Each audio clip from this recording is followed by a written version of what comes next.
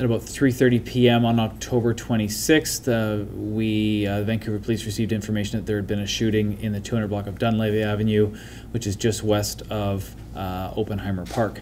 We became aware of it after a 53-year-old woman arrived at hospital claiming to have been shot in a vehicle near the park.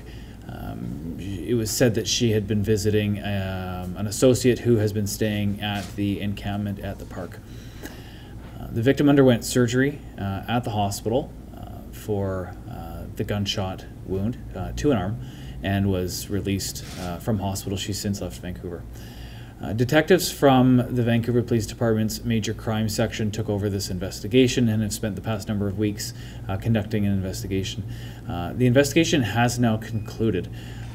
What our investigators concluded was that this was an accidental shooting.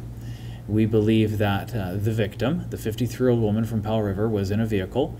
She was outside of Oppenheimer Park, and she was surrounded by a number of associates. One of those people was her adult son, who's a male in his 30s. Somehow, the adult son was in possession of a gun and accidentally shot that gun, and the round from the gun lodged into his mother's arm and caused an injury. Unfortunately, due to lack of cooperation from the victim and from a number of witnesses who were at the scene, we have not been able to collect the evidence we need to proceed with a recommended charge to Crown Counsel, and the investigation has been concluded. Sometime later, the Vancouver Police responded to a separate violent incident. During that incident, a man in his 30s was arrested. The man who was arrested in that incident is the son of the woman who was shot.